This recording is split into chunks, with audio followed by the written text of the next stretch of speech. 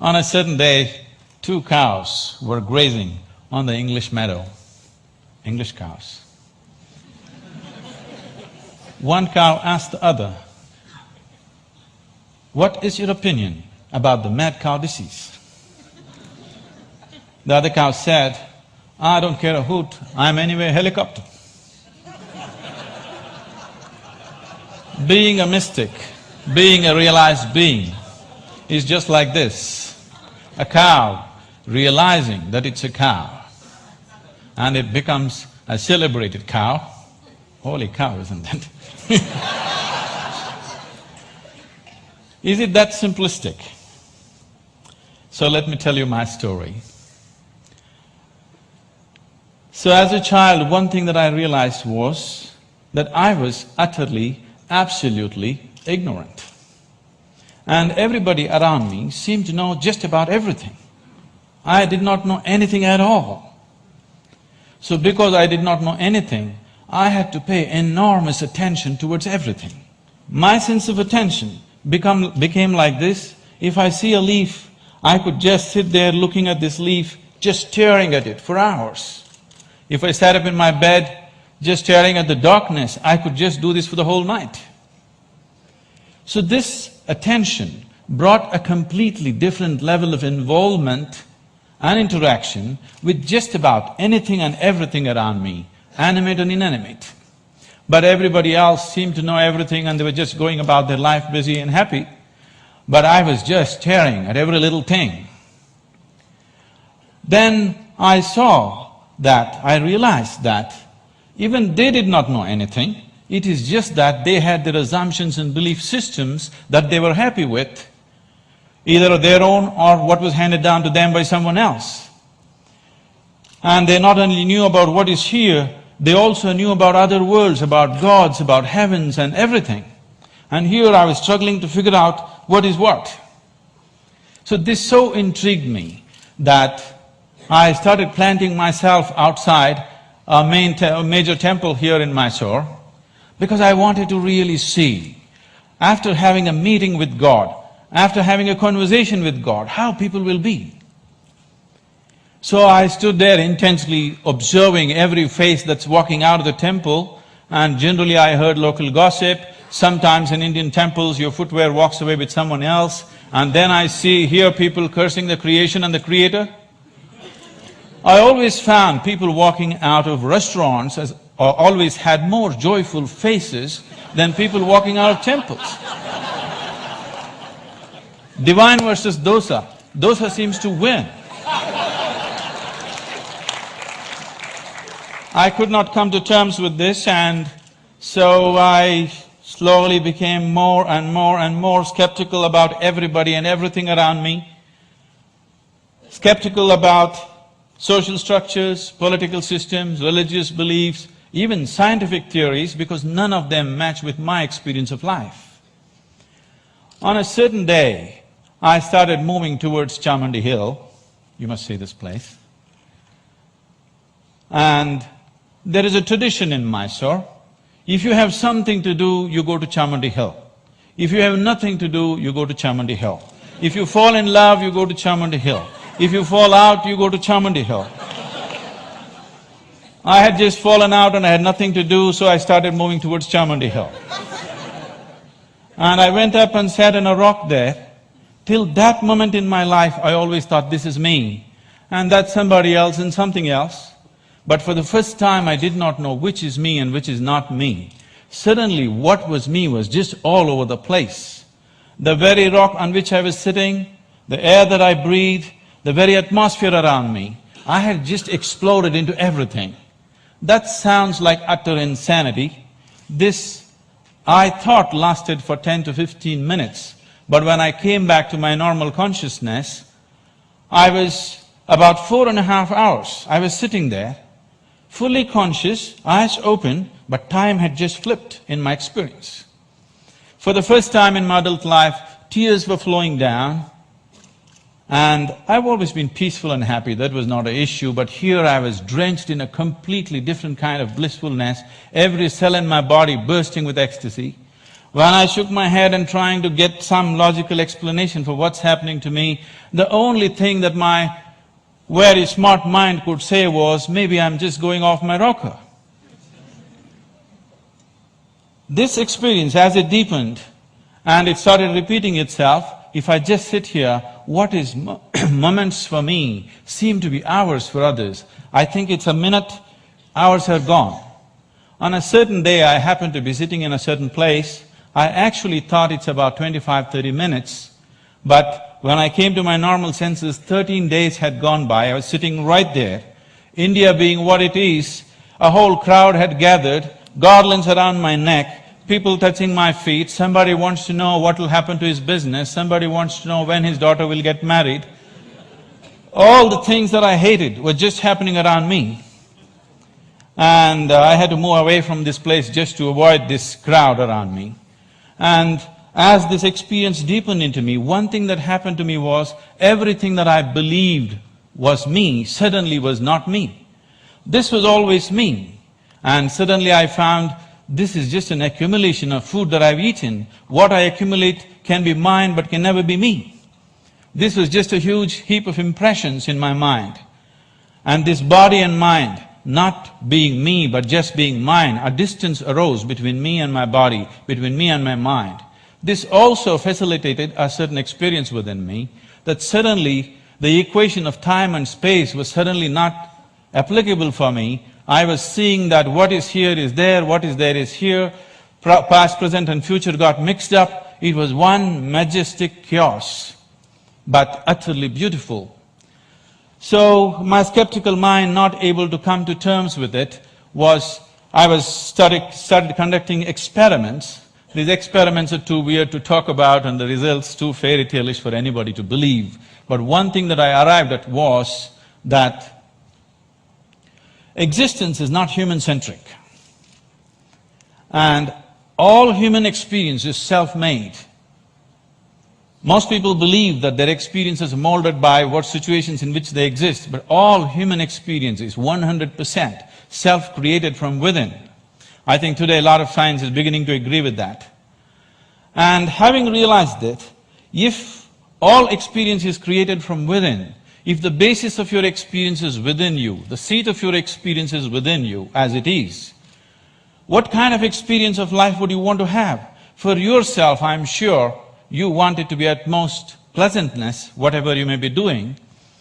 What you want for your neighbor may be debatable, but what you want for yourself, definitely you want utmost pleasantness. As I realized the basis of my experience is within me, I shifted from staring at things to sitting with my eyes closed. This was a dimensional shift in my life, from staring to sitting with my eyes closed. I got so fascinated with this human mechanism, I wouldn't want to open my eyes. For days on end, I'm just keeping my eyes closed, wanting to see everything about this one.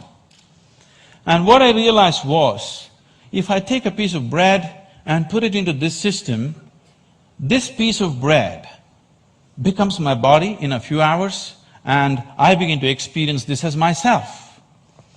This amazing process, as I became more and more aware of it, I saw the very source of creation, the very maker of this body, the manufacturer of this body is within.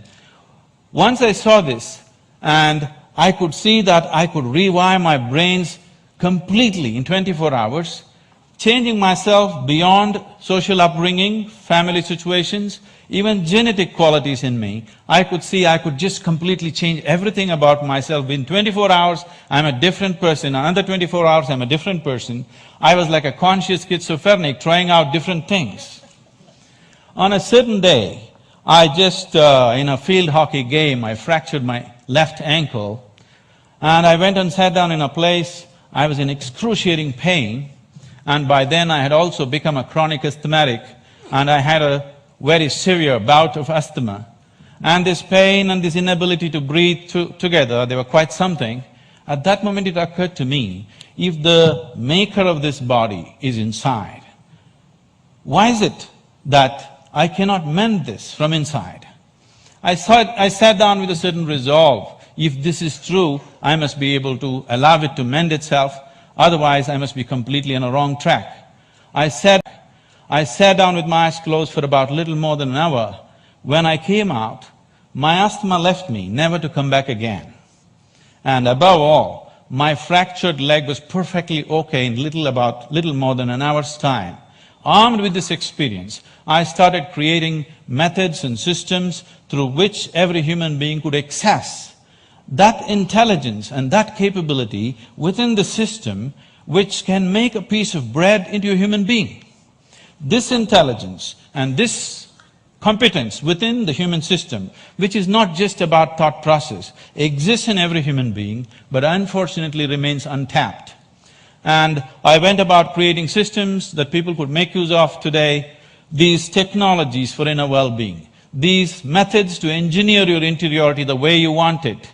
Millions of people are making use of it, enjoying the benefits of that, but the essential part of this is that there is such a high level of intelligence and competence on every millimeter of the body, every point of the body, not just in the thought process. This is completely untapped by human societies. There are ways to do this, and as I went into this process, what I saw was, what is it that determines what is me and what is not me? I am capable of taking a piece of bread and making it into myself. If I look at this body, it is just a piece of this planet that I have borrowed, but why is this separate and this is separate?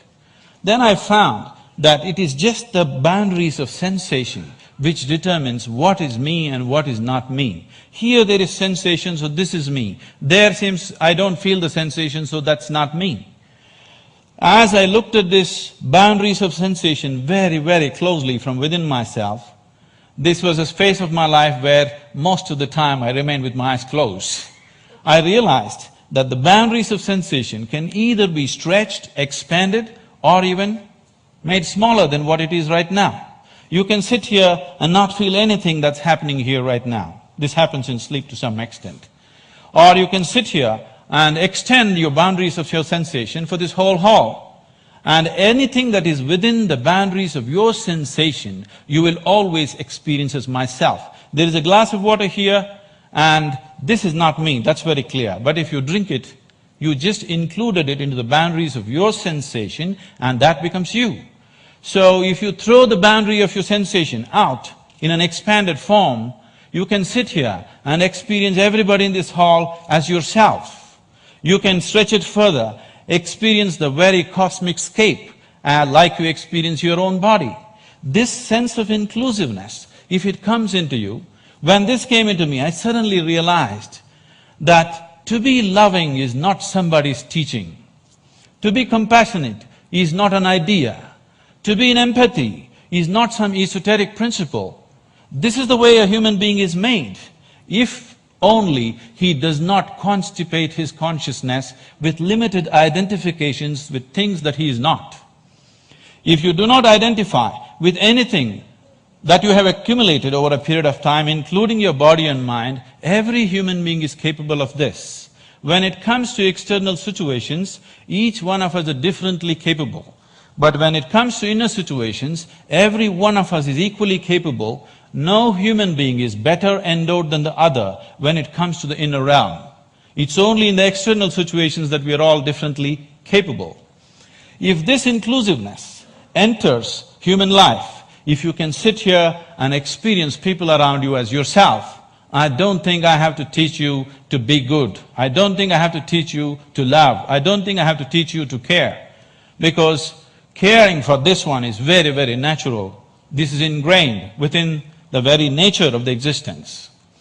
This inclusiveness definitely has to touch humanity, so this became my life, my work and my endeavor to develop methods so that people can experience this inclusiveness. If this inclusiveness is experienced by humanity, particularly by the leadership, people who wield power and different aspects of responsibility in the world, definitely we could find solutions for everything, because today, we as a generation of people, this is very significant, for the first time, we are capable of addressing every human problem on this planet, of nourishment, health, education, ecology, you name it, we can address it all.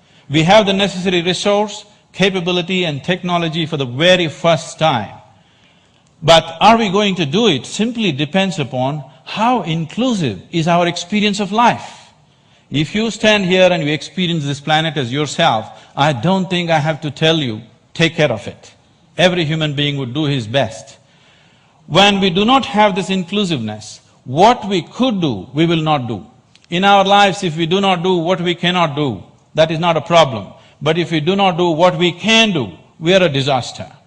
My hope and my work is just to see that we as a generation of people do not become that kind of a disaster, that what we can do, we will definitely do. And right now what we can do compared to what we could do 100 years ago is so incredibly different, so incredibly different. But what's missing is an all-inclusive consciousness, a all-inclusive experience of life.